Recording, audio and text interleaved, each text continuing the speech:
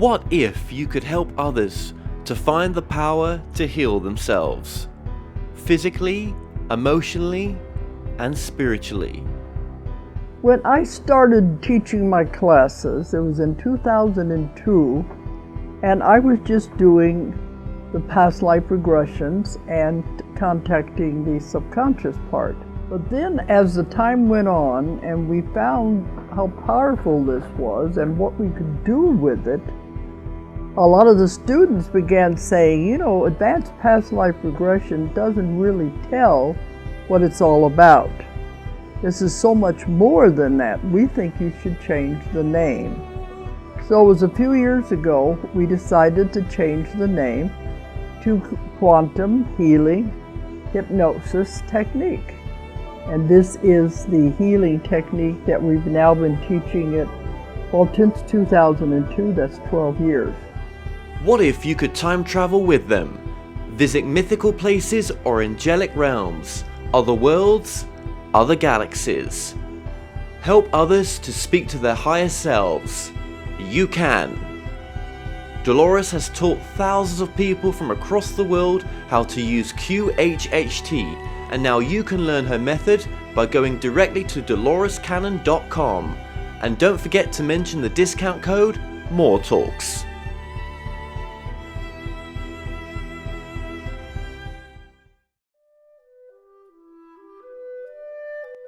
Established over 100 years ago, Watkins Books is one of the world's oldest and leading independent bookshops specializing in esoterica. We have the widest selection of esoteric books in the UK, and our friendly and knowledgeable staff are here to assist you in a unique ambience of our shop. So come and visit us in the heart of London as we're open every day. The More Show is supported by Mindscape, Paranormal and UFO Matrix magazines, available for download on all major digital platforms. If you like what you watch, then don't forget to follow us on Facebook and Twitter for the latest updates on The More Show. Remember to subscribe to our YouTube channel for new weekly television and radio shows.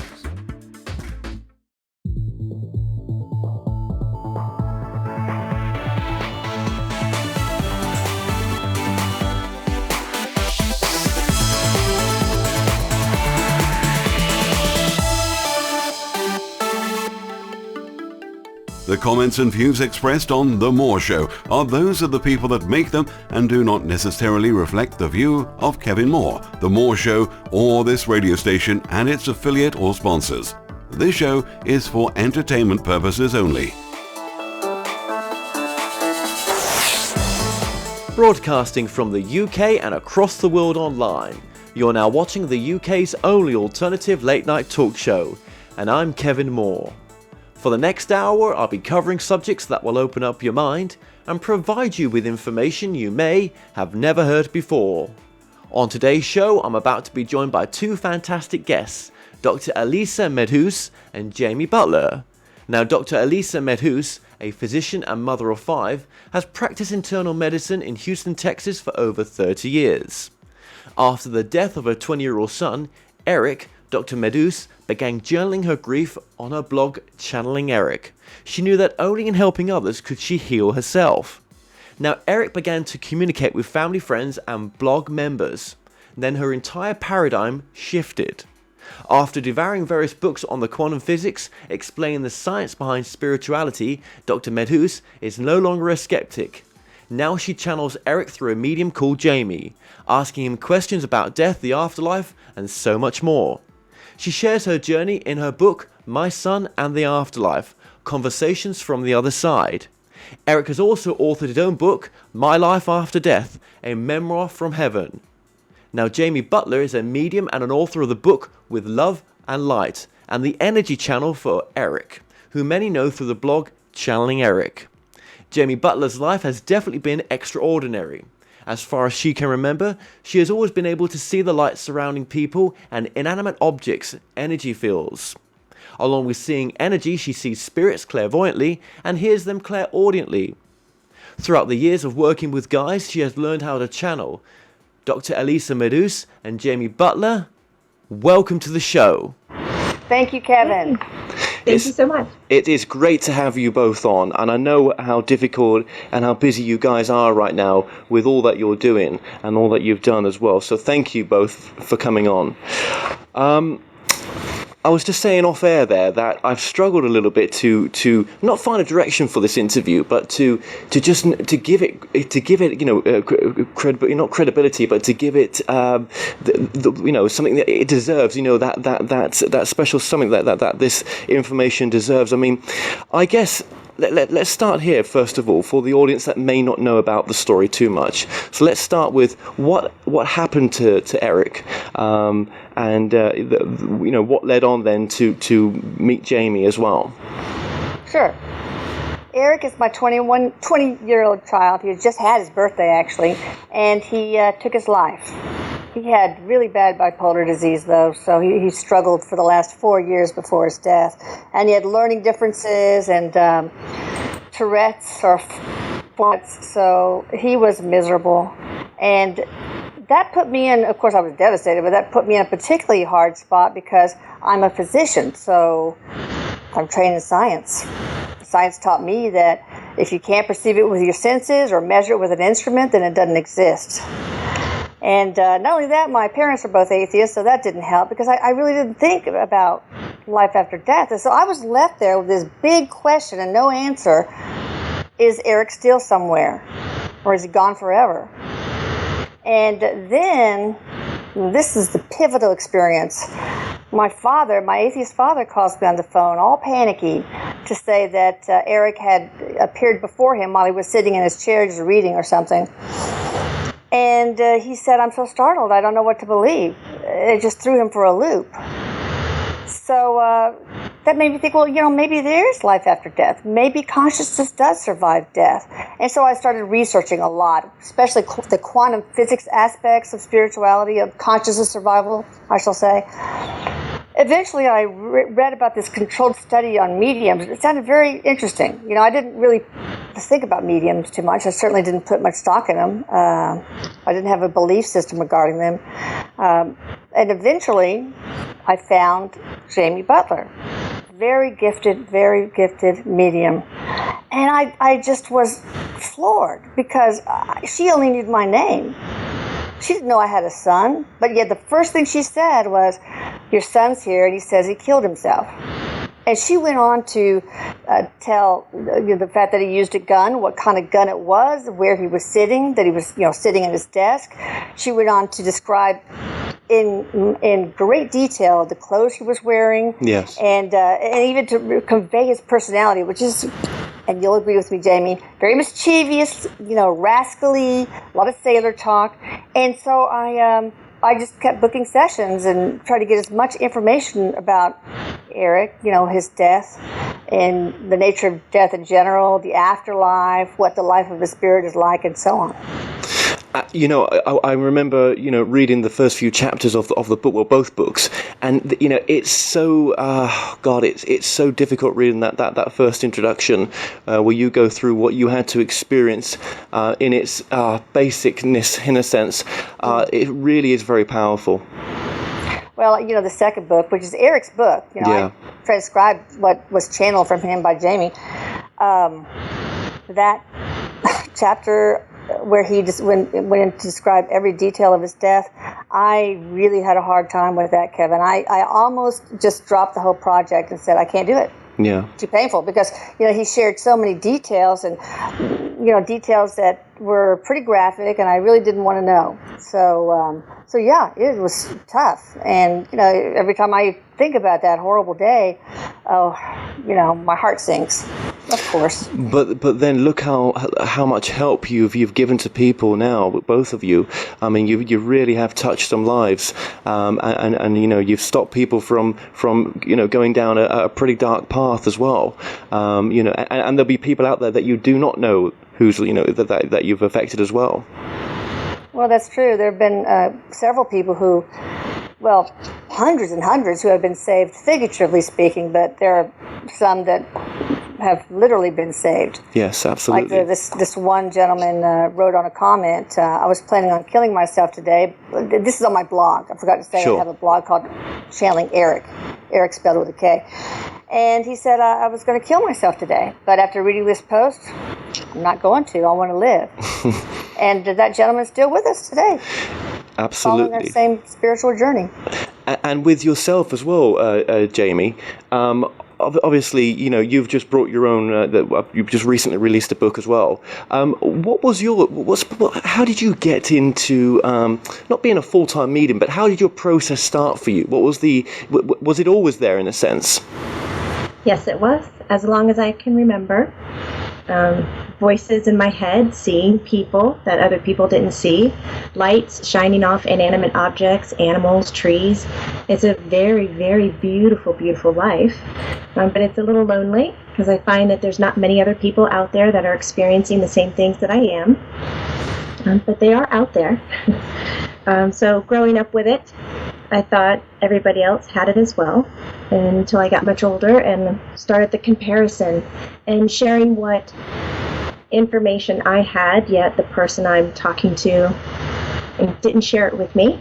And so I had to get my own sea legs on about what do I express to people, yes. And how do I figure out, did I gain that information through a physical conversation like we're having, or did I gain that information from a conversation like I have with Erik?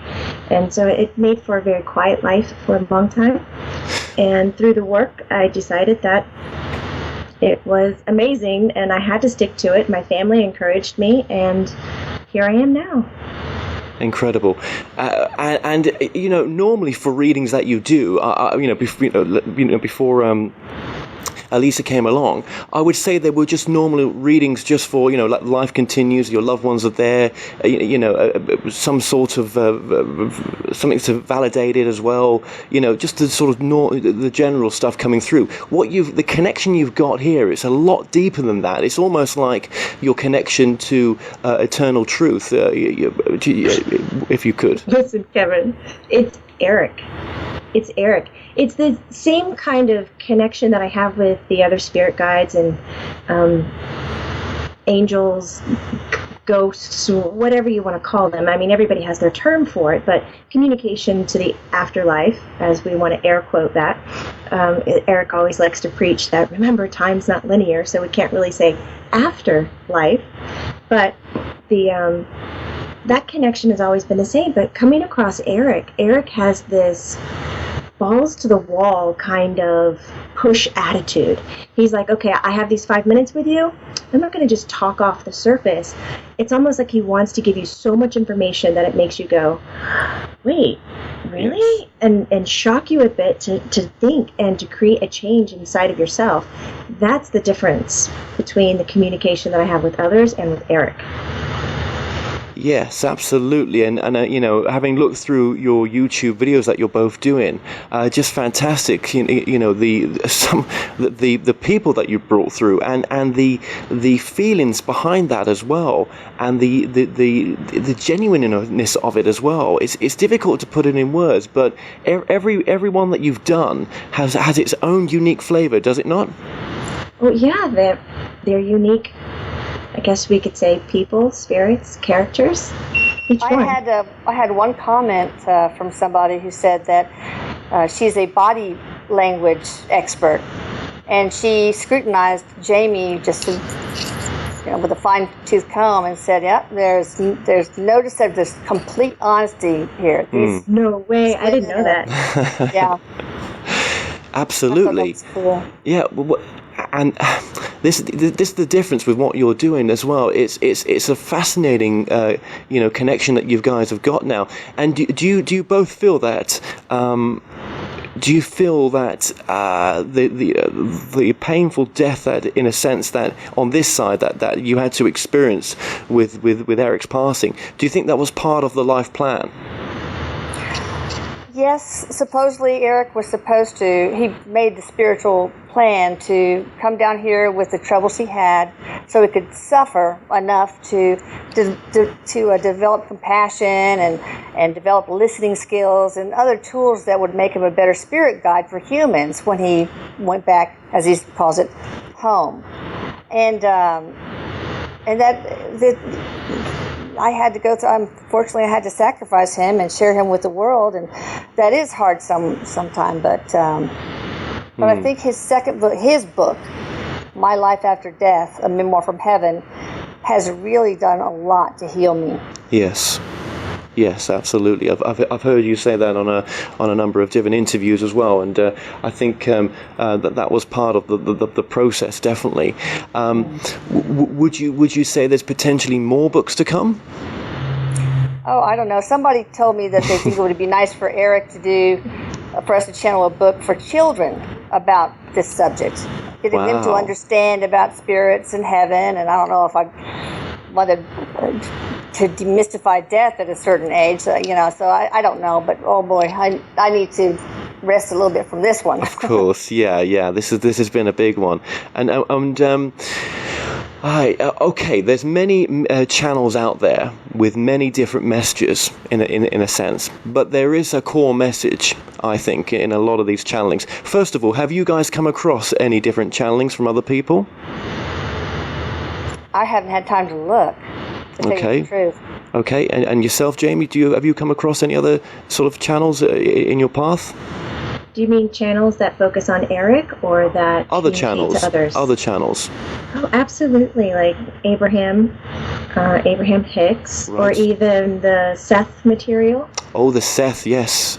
Yeah, I had a few people on from the Seth organization just recently, actually. Yeah, the Seth was interesting. There's many, and I think the one thing with Erik's information as well is that it seems to be that we are all here on our own individual missions, in a sense, on our own life plans. Life has always been and will always be, we are eternal beings. We've come from a place we call home. We're going back to a place we call home. And there seems to be many different levels to go to once we pass back on. Would you say that's true? Erik's jumping in. I knew he would. He's so trying to stay quiet, but that's not. Please jump in. No, Erik, please jump in. Yeah. He says, "What's up, Kev?" Hey, Erik. Be careful with your language. Oh, yes. Oh, careful of the language. He said hi to everybody who's watching, and he jumps in. He goes, "First, I'm sorry, but he's going to call you Kev. Is that okay?" Please, yes. Okay.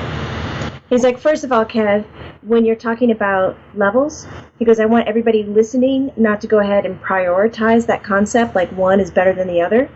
He goes, "I wish that we could somehow have a word that means, yes, there's phases or levels or layers, but we don't designate one as being more priority or having more valuable experiences than the other.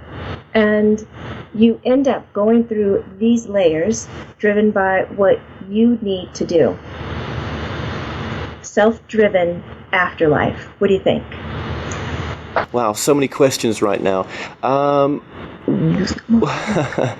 What do you feel about the way that the world is right now as well? I mean, how is that looked upon on the other side as well, in the sense? I mean, are we doing things the most painful way? Is there an easier way? There is an easier way, Kev. I'm so happy you said that. There is an easier way, but I think it's part of our human nature, and it is part of the human experience that we come here, so we pretend to have this duality, this big struggle that, hey, there is a right and there is a wrong, there is light, there is dark, but really all these things exist together. But the beauty about being human is that it gives you the possibility to have these extremes. Like it's all this pretend kind of perception that we can go all the way to the rightness and all the way to the wrongness. And in doing that, we end up having these wonderful struggles in our human life, and that builds our character, right? Because we came in with this amnesia, because most of us, before we extreme sport into human life, he's talking so fast right now, most of us get amnesia when we decide to incarnate into a body, into a life, That way we get to experience what it's like to learn. If we don't get that amnesia, then we're kind of like the baby bird. We come to life and we have all the information that we need to know. We know how to build the nest. We know how to fly. We know how to feed ourselves. It just all exists. That's our true reality. But again, beauty of being human is that you have this perception of right and wrong and struggle. And he says, so yeah, there's a much easier way to go. But I got to tell you, Kev, part about being human is the beauty of having the struggle. So when we look at all these other lives that we have the possibility of incarnating into, which I mean, he goes, he holds up his finger, I will be clear, that we have an opportunity to incarnate into different life beings. He goes, do you know what I mean? Yes. All right, and those don't hold the same values as Earth does. He said, so we kind of pick this place because of the struggle. So we can have this idealism of ease and smoothness and kind of this heaven on earth experience or enlightenment. But come on, we all got to suck it up and own it too, that we're human and this is part of the existence. He said, so how do we healthily? How do we draw the line with a healthy tone? That's the thing, isn't it? And when do we start caring for each other more than we're seeing that we're all the same? I mean, I guess it's you know, from what you're saying, it's difficult to come from that place of oneness sometimes when we all seem to be on different life missions, and you know, with that amnesia there, it's almost like we're not supposed to remember because otherwise it will affect the plan that we've set for ourselves in a way. Yes, very much so. So why don't you just stay behind and don't have a human life, you know? But we do. He said, so in the ways that I like to talk to people, he's like, just a few things that I like people to grasp is that maybe we have this struggle because it is part of the beauty about being human, but we don't do it from a logical standpoint. We do it from an emotional standpoint. Like if we could just all comprehend that we are emotional beings instead of human beings and get out of analytical pros and cons, yes and no's, and start experiencing the feeling of it, then maybe these struggles, they won't have to be so hard, so in our head, but they'll be part of our experience, which will help us learn character and achieve those contracts, life missions, all that BS label that people like to put on things. You know, I've interviewed a lot of people, Erik, and I just want to, you know, I hope I'm not leaving Mum out here at all because I don't want to be doing that. No, I'm learning. Okay. Too. I love that. But, as long as you don't get that much of an opportunity to interview a dead dude. So there's that. Well, no, I really appreciate you just, but yeah, that's it is an incredible experience this right now. I lost my train of thought a little bit there, but yeah, just going from what you were saying there, then, you know. Hey, Kev, you were talking about that you've interviewed a lot of other people. Does that jar your mind? Yes, and from the standpoint that. I was going to go on to maybe talk about levels, but I don't think it was that. My mind's going to blank right now. It's okay. It'll come back to me. What is after you crossed over where you are now? Then, what is what is some of the most important lessons that you wish you would have known had you been on this side? The first one he said is, I think he's being silly, but that it's okay to be naked anywhere you want to be. Nudity. Well, okay. He used to run around naked when he was little all the time. I remember he was running around naked, and we had company. He must have been about three, I guess, 4. And his father says, Erik, go get dressed. So he went away, came back completely naked, just with a pair of cowboy boots on. So that's dressed up for him. It's the small things sometimes, isn't it? Exactly. Well, dressed up with just the boots. Mm-hmm. Because no, you were asking a really great question, and he said, if I knew then what I knew now, I would pay attention more to my emotions, really what I was feeling. I would react and make decisions based on how I felt and not what I was thinking or trying to behave right. Like, I think if we could just kind of take, I'm sorry, what? Oh my God, Eric. He's talking about those Biore strips you put on your nose and it takes away the blemishes. Whatever, he's on a tandem right now. And he said if we could just peel away some of those cultural expectations of performance, like you need to look a certain way and act a certain way. He said if I knew then that I could say, hey, that's great for you guys, but that's not really what I need. I would have been more connected to myself. I would have been a little bit more kind to myself, a little bit more freer in my body and in my head. But because our culture in different countries, there's different emphasis put on us that we believe it's the right way to behave and perform when it's not. We have the best compass inside of us, and what guides that compass is our emotional quality. That would be the biggest thing. Okay. Besides the nudity. Okay. You mentioned a good point there as well, in the sense that, obviously we seem to incarnate into different cultures in different parts of the world to have different experiences, and some of these religions that we incarnate into, tend to be very restrictive. I suppose that we're here to experience everything, aren't we? So to experience restriction is just another way for consciousness to come in and, report back to source, in a sense, once it's gone through that life. Absolutely. And he says, Kev, you could even look at restrictions as being equivalent to ritual. That you have to perform this ritual to get a certain outcome. That's even kind of nicely packed inside of a box, or giving you structure or shape as well.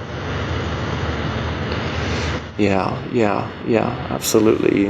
I've read some fascinating books recently, and one, I'm all over the place here right now, but one of them was just that to respect everything, that there is consciousness in everything, and that consciousness sometimes comes down and we don't into something, and we don't even know it's conscious, but it is, because consciousness is just having an experience of restriction in being a rock even.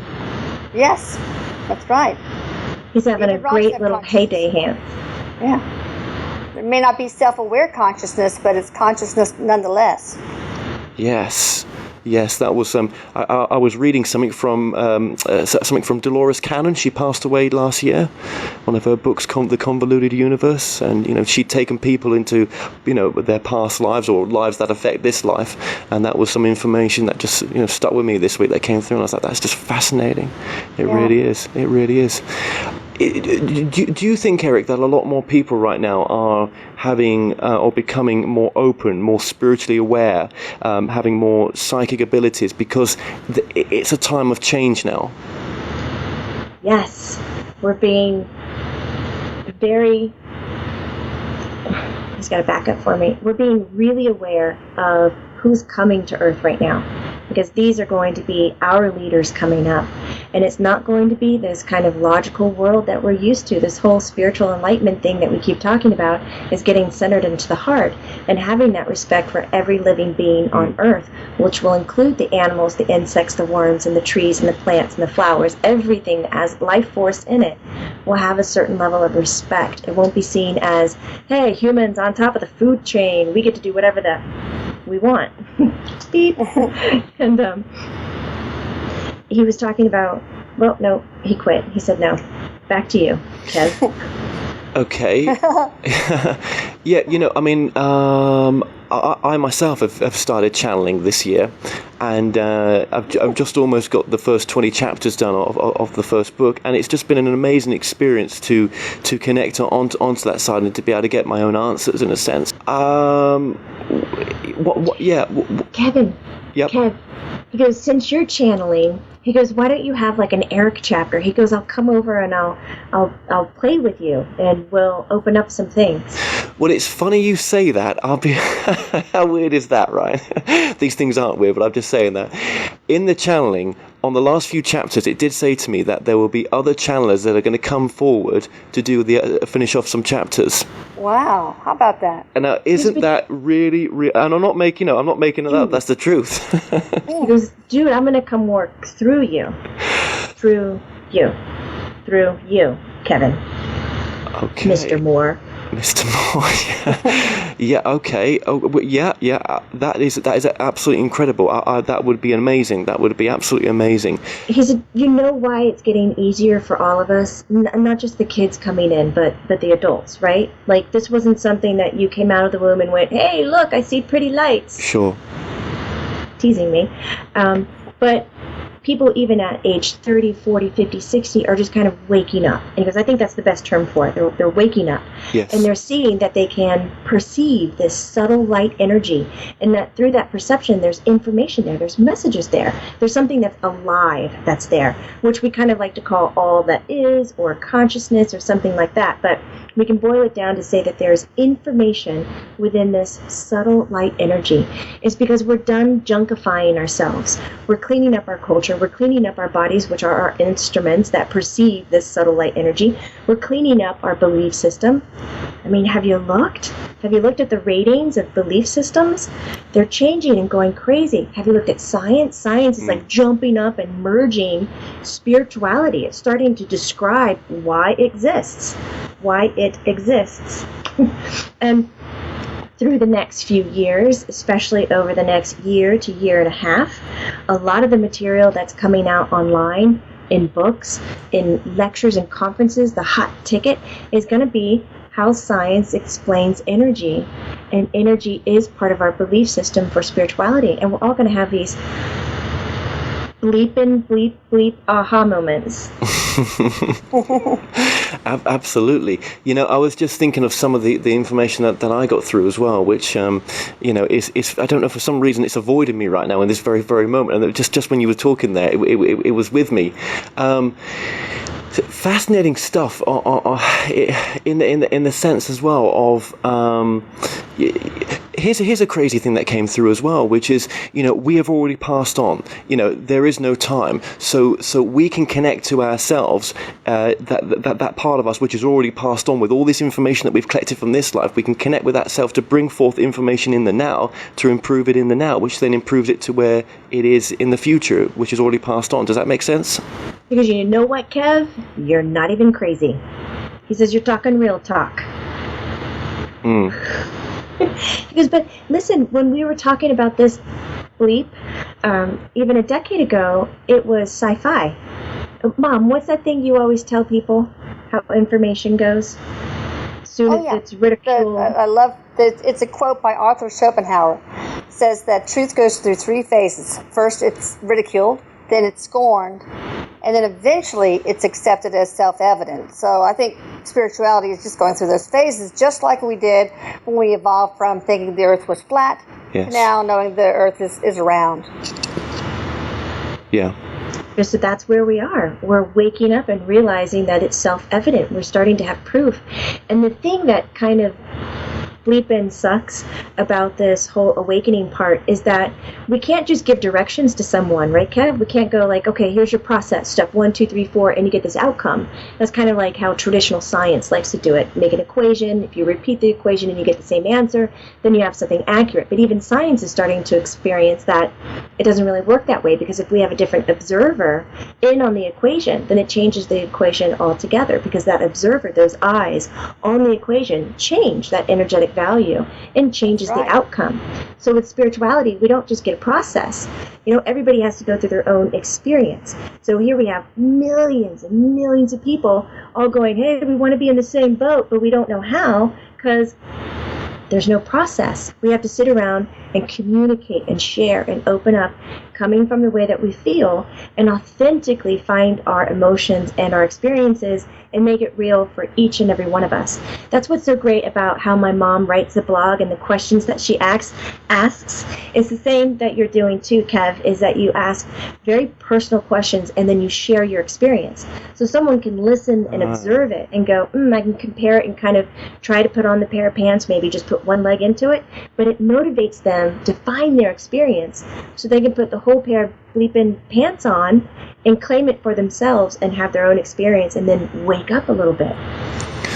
You know, one thing I kept getting told when doing the channeling was, and I keep it up. I did it yesterday, but I mean, when I was doing it intensely for the book, was, you know, we all have to, you know, being spiritual there's nothing spiritual about not having a laugh. Laughter is so important. Having fun is so important. I love that as Jamie. I like the tagline on everything that laughter heals, go giggle. That's a big part of it too. Erik says when people ask him, how can I start this? How can I get out of my head? How can I feel better? I'm depressed. I'm on this medication. I'm struggling. I have bipolar 2. And they can label their disease or their illness. And he says a lot of times I'm not throwing them into another bottle of medication or a quick fix. I'm telling them, who's your favorite comedian? Okay, well, go buy a podcast of them. Go watch them. Go find your laughter. Use it like a meditation source, because laughter aligns all the energy in the body so they can vibrate higher. And then you can perceive that subtle light energy.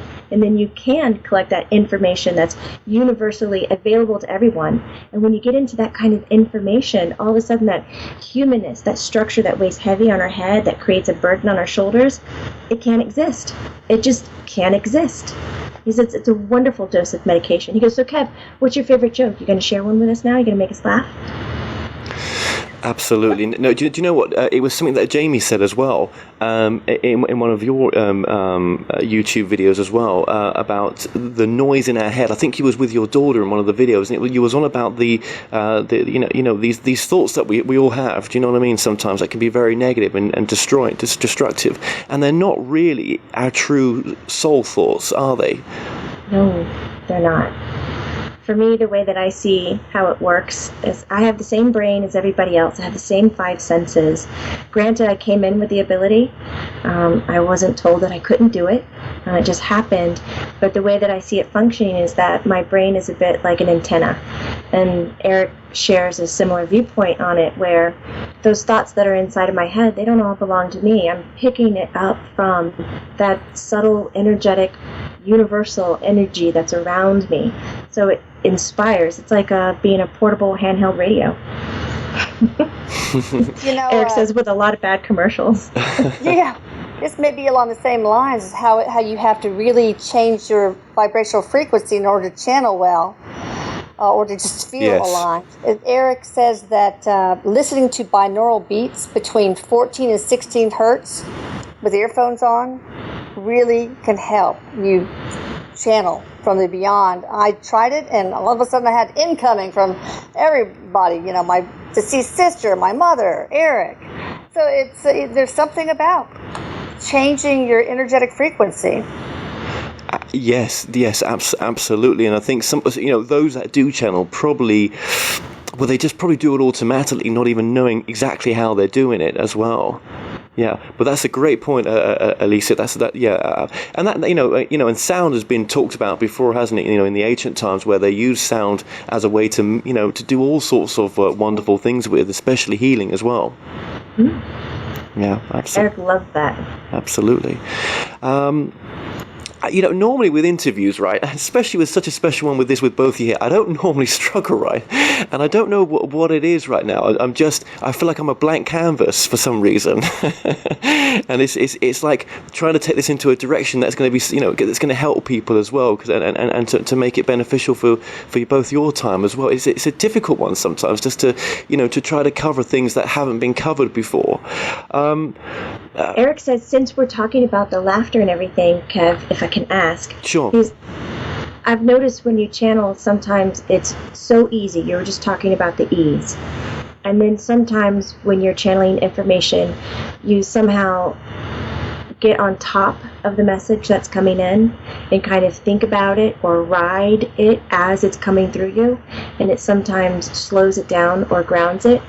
Because it'd be kind of cool if in your book or somewhere else if you'd share how you navigated that and created this ease of information that came through, because we're all trying to figure that journey out. It'd just be cool to hear hear about it from you. Okay.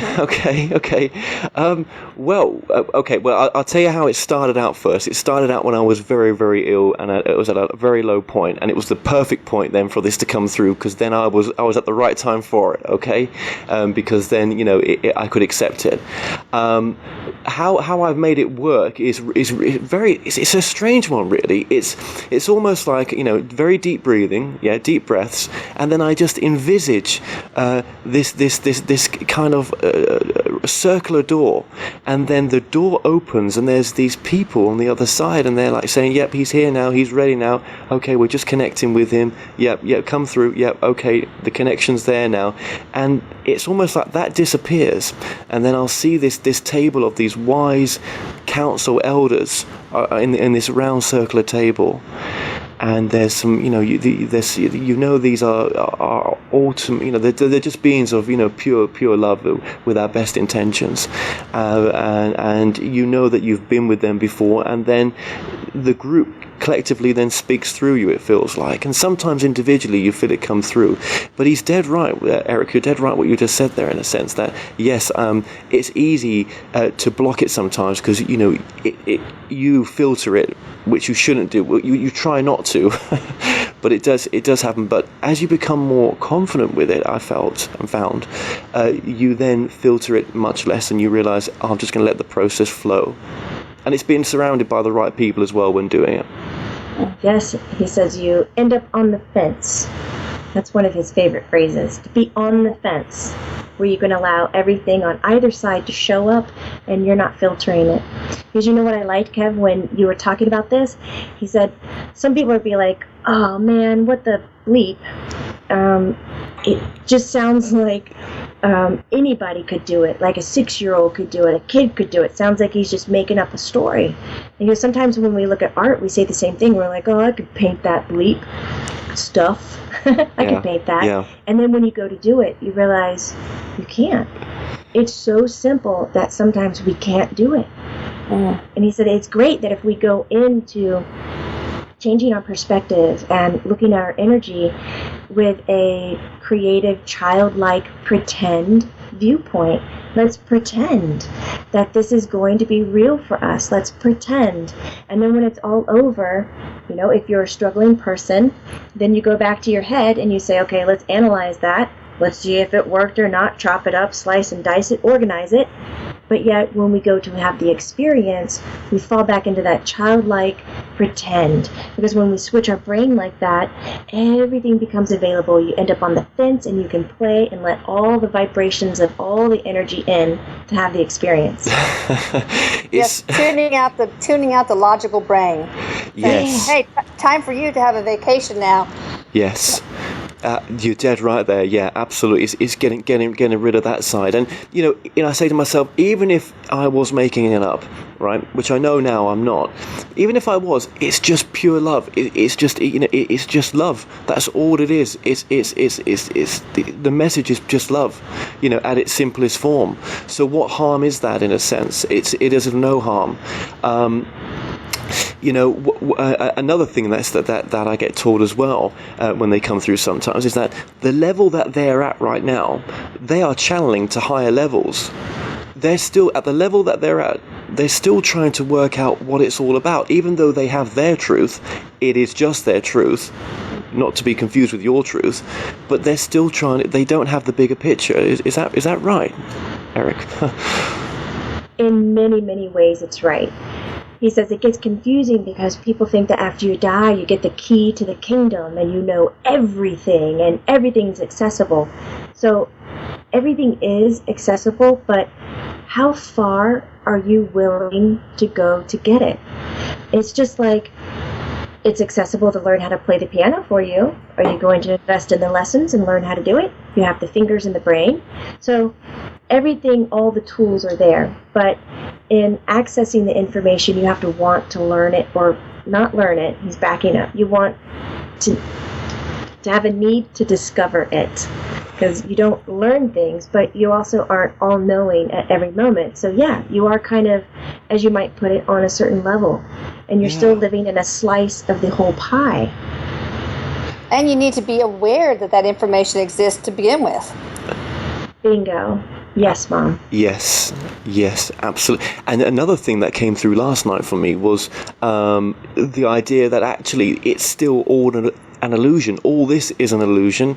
Even where we go to is an illusion. It's self-generated in a sense. And I mean that's beyond my conceptualization, but I can go there as well. Yes. Because do we want to confuse all of your watchers right now? But I think we have. Your viewers. Yes. I mean, we talk a lot about being on Earth is like having an illusion, right? Not everything that you're experiencing is a true reality in the sense. When you die, again, people have that idea that, hey, you're done, you're at the end of the line, so everything's going to be fine. But it's still a continuation of one of the many versions of you. Because most likely you incarnated into other lives. And remember, time's not linear. Right? So it's not like this one died and I jump back in another one and I jump back in the other one and I have a singular me having all of these lives at independent times. It's stacked. Yes. All of our lives are like books. And each book is a different life, and each chapter, each page. But when you're in a human body, you can only perceive that one page at a time. That's the beauty about being in it. It's probably part of the frustration about being in a human life as well. Just one page at a time, and he's like acting very furious. Now, I know you've mentioned this a few times, Erik, and I know, Elisa, you've covered this as well. But the idea that actually it is so important to be in this life right now. As much as we can discuss where we go to because we can bring lost knowledge over from there to this life to improve it, this life, this choice to be here now is so important, isn't it? Except for Erik? He was throwing it to you, Mom. Oh, yeah, it is. And, Erik says there are things he misses about his life on Earth. And he misses the anticipation because they don't really have much of that there. And he misses touch, the physical touch of a hug. You just can't, it doesn't feel the same. For example, when he died, he realized when he tried to touch his face, his hand just slipped right through. He couldn't feel that solidness. He lost what he calls stop mechanism. So those are things that he certainly misses. And you have so much opportunity here to grow. I mean, you're here to learn all the different facets of love and to remember, I'll say, not to learn, to remember that you are love. Yeah. And what a beautiful lesson is that? How could you miss out on that? Yeah. Well, that's the core of that's the core message, though, isn't it? That's the thing, Because Kev, that's why I sit back and giggle every time I hear somebody at Earth go, "This is going to be my last life. I don't want to come back and do this anymore. Yeah. This is difficult. I have risen to the end of the line, and I'm not doing this anymore." And he goes, I sit back and I'm just laugh my bleeping butt off. That's not what's happening. Yeah. When you get back over here and you get more insight, right? More knowledge. Still, you're in a slice of a pie. It's just a hell of a lot bigger. Mm-hmm. And you see more, you perceive more. You're still going, I think I would like to do that again so I could get this under my belt or experience that one more time, or that you just really do miss that anticipation, that touch, the hug, the way a hand feels inside of yours. He said it's unreal experiences. Granted, we take a lot of them. Oh, we do take a lot of them for granted when we're on Earth, but they're so important when you get here. How addictive is it for you now to want to reincarnate again? He goes, we're going to pretend that time is linear, right, Kev? Right, of course. So it's already happened. Or happening now. Yeah. Yes, that's a better way of saying it. It's happening now. Yeah. And he says, coming back and looking at my energy, all the incarnations that I have happening, he said, I approve. This the stamp of approval on every life that I've chosen. And he said, I could see myself wanting to embellish, add more. Right. And he said it's hard to explain that, Kev, because when we know that time's not linear, that it's Sure. jumbled, that it's on top of itself. When I say add more, that's still like a linear explanation, but there's ways of doing it. That makes perfect sense. So in a sense as well, you could say that if by improving this life and living this life to your fullest and the most loving and everything else that could improve those around you and yourself, you're actually healing both. Well, you're healing future lives probably, and maybe any past lives as well, potentially. Yes, the higher self, all the incarnations that you have, everything. It's all a web. Right. That's kind of powerful stuff, isn't it? That what happens now really does have an effect for all of us. Yeah, he said it's really bleeping exciting. Yeah, one of the keys is to try to avoid suffering. I don't think we really have to suffer. Suffering is when you resist something, you resist a lesson. And if we could just look at our struggles or any hardship we come across as a valuable lesson and try to pinpoint the value in it and the lesson in it, then you can let go of the problem. You can let go of the suffering. I did that with my past history of child abuse. I processed it, and I realized that I did get something very valuable out of it. I became more assertive. I learned how to become more compassionate, and I'm very grateful for that. So I think that's the key to surviving the human experience sometimes, is to try to find a lesson so you can let go of the suffering. Yes, yeah, and it may be that to get to that point is not always instantaneous, is it? No, wasn't for me. It's a process, isn't it? As much as we want to, not skip past it, but get it out of the way. It's not like that. You've got to see it through. That's right. Right. Yeah. See it through. It's a lifestyle. It's a perspective shift, but we also need to address that lifestyle and perspective shift could happen overnight. It really could. It doesn't have to happen over weeks or months or years. It does have the ability to happen quickly, but what we're emphasizing is that it's a perspective change for everything. It's not a quick fix. And, if we're not happy with where we are in our life right now, and this goes back to some of the suffering that you went through when you was incarnated, if we're not happy, you now know that we have the power, don't we, to manifest something anew, that we have the power to bring to us something that, whatever it is that we feel is our meaning or purpose in life, that which we enjoy to do. He says, exactly. That's a great statement. Yes, I do. Yeah, but it seems impossible sometimes, though, doesn't it? That we could, have manifest such things, because sometimes we don't think we're worthy of doing this, or we're not worthy of achieving that, or it's impossible. Right, and so some of the things you're mentioning could be based on just having lack of self-worth or confidence, which is kind of like the human internal chatter. But then when we look at people who have disease or illness that disrupt that internal chatter, like bipolar, mental illness or disease, he says then we can no longer rely on our natural ability to find center and to find balance, to persevere for health. He says it's disrupted in a way where we look for alternative or compatible answers and solutions. Right. Okay. Some of the people that I'm using the wrong word there, but some of the I'm going to use the word again. Some of the group that I deal with, that I'm working with, one of them is. You were going to call them people, huh? I know. You can call us people. Of course, no, I know. It's almost source energy, though. That's what you are. That's what we all are, aren't we? In a sense. But people, okay, yes. Yeah. These are just words. It's trying to put words into the impossible. Do you know what I mean? Yes, because it's so effing frustrating, isn't it, Ken? Yes, it is. It is. One thing it's taught me, as in the self-belief part of it as well, that we can all channel. Two, we are all connected. We all come from the same source. Yes. Three, in a sense that we all have access to communicate with those that have crossed on. Yes, we all have it.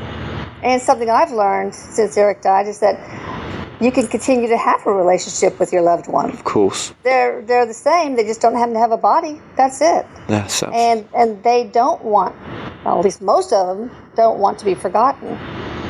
No, that's right. He said, Kevin, next time you go back to your people, he goes, can you ask them if they can sit in a square? I shall pass that message to them, don't worry. Erik's always trying to push the limit somewhere, right? Of course. But sorry, go ahead. He goes, it's wonderful that when we're on this side and we're seeing people who stand up and want to do the work and want to have a voice, like my mom, he goes, we'll line up for miles to get to that person to help them. He said, it's so much fun on this side. Of course we're going to show up for you. We can be in 1,000 places at once. If we find 1 million people who want to stand up and have a voice and be authentic and real and honest about it, I want to divide myself 1 million times to be there for them. Because you're worth it. You know that, Kev. That's why we're all showing up to be with you and showing up in a circle. That's amazing. Thank you so much. And you should be so, which you are, so proud of your mum for stepping up to that as well. Because I can imagine, Elisa, it was a choice, wasn't it? It was you didn't have to go down the path you went down. You still had free choice. Well, I kind of was swept down the path. To tell you the truth, it's like a Doberman. I like that. 100-pound Doberman is taking me on a leash to parts unknown. But sure. But I think this is where I need to be, and without me, Erik would have a hard time finding a platform to create all the mischief he creates. And by dividing himself infinitely, he can pull pranks and visit all sorts of blog members, can't you, sweetie? Loves it. And help them. Well, you think of the healing that's given to your family as well. It really has. It really has. I'm grateful for that. And to think that what's so loving about it as well is they've all been so accepting about it. It's almost like they already knew the truth, and you've just helped them really remember who they truly were. I think you're right. I think that's the case. Yeah. Waking them up, Erik says. Waking them up. Yeah, absolutely, and everyone else as well that you've woken up and will continue to wake up as well on this amazing journey that you're all on right now as well. And I so appreciate you all coming on the show. What, just to summarize this then, let's go to yourself first, Elisa. What would you say is the most important message of the work that you've done so far? I think for me, because I know how people feel when they grieve. They feel like, well, my loved one's gone, dead, adios, won't see him until I cross over. For me, it's knowing that is not true, that you can continue to have that relationship with them. That's so important. That's absolutely. Thank you so much. And Erik, for yourself as well, if you had an important message for mankind as well right now, what would that be? Erik says that he'd like to kind of squeeze out 2 important messages. No, you only have one. There's a quota. I know. He goes, I have more money. Can I pay more money to say something else too? Yeah, okay, you can. To know that death is kind, death is a transition, that death should be talked about, that it should be prepared for, it should be loved, it should be embraced, it should be something that's so easy to digest and talk about. It's no longer scary or a mystery or the end of things. New relationships happen beyond death. He goes, that's very important for me. But also to get people to recognize that we don't have to be so heady to have a successful life, to have everything that we want. We can be emotional and not be seen as vulnerable or weak. We can be emotional and powerful. He said that's very important for me. That's true, because your emotions are your own, but your thoughts, you don't always know. Some may be thoughts that were ingrained in you from a teacher or your parents or your peers, etc. Yes. Yeah. Absolutely, absolutely. Well, there are so many videos that you can watch on the YouTube channel, which we've been putting up all over the screens and splashing up the different bits of information with so much more in-depth information into the backstory of this as well. And also, you do a lot of celebrity channelings, which I find absolutely fascinating. I've got to say, they are really interesting just to hear their authentic stories. And I'd just like to say to you both, thank you so much for joining us today. Thank you, Kevin, so much for having us. Yes, thank you, Kevin, very much. Erik says, Kev, you're the best. Peace out. Thank you, Erik. Blessings. Well, we've come to an end on tonight's show. Don't forget that you can listen and watch all our past interviews on the More Show's official YouTube channel. Remember to subscribe to our YouTube channel for new daily shows. You may also find out more on all past and upcoming guests on the show via themoreshow.co.uk, and do like us on Facebook and Twitter for the latest updates. So until next time, be safe.